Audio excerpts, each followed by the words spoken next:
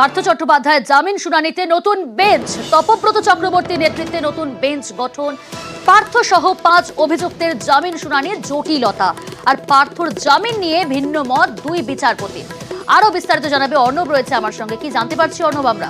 দেখো, নিয়োগ দুর্নীতি মামলায় পার্থ চট্টোপাধ্যায়ের জামিনের আবেদন নিয়ে নজিরবিহীন একটা ঘটনা ঘটে সাম্প্রতিক সময়ে। সেক্ষেত্রে দুই বিচারপতি, যৌথ বেঞ্চের বিচারপতি অরিজিৎ বন্দ্যোপাধ্যায় এবং বিচারপতি অপূর্ব সিনহা, তারা মতভেদে জড়ান। অর্থাৎ দুটো মত উঠে আসে। একটা মত হলে এক্ষেত্রে জামিন হয়ে যেত, বিচারপতি বন্দ্যোপাধ্যায় জামিন দেন, কিন্তু জামিন খারিজ করেন বিচারপতি অপূর্ব সিনহা। তাই এক্ষেত্রে তৃতীয় মত একটি দরকার। এই তৃতীয় মত যেদিকেই যাক না কেন, তাহলে দুটো মত যেহেতু আছে, তার মধ্যে যে কোনো একটির সঙ্গে সেটি সাযুজ্যপূর্ণ হলেই কিন্তু বিষয়টি সেদিকে চলে যাবে। তাই এই তৃতীয় বেঞ্চ গঠন করার ইতিমধ্যেই প্রক্রিয়া শেষ হয়েছে।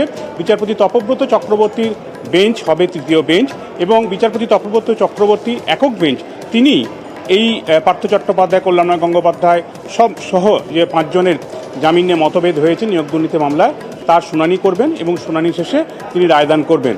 এবং তিনি যে রায় দেবেন সেটাই কিন্তু চূড়ান্ত হবে, কারণ দুটো মতের যে কোনো একটি মতের দিকে তৃতীয় বেঞ্চ গেলেই সেদিকেই কিন্তু পার্থ চট্টোপাধ্যায় আপাতত জামিনের ভাগ্য নির্ধারণ করছে। কাজে তৃতীয় বেঞ্চ কবে বসে, কবে তার শুনানি শুরু হয়, সেদিকেই তাকিয়ে রয়েছেন পার্থ চট্টোপাধ্যায় সহ বাকি এক্ষেত্রে এই নিয়োগ দুর্নীতি মামলায় অভিযুক্তরা। বেশ।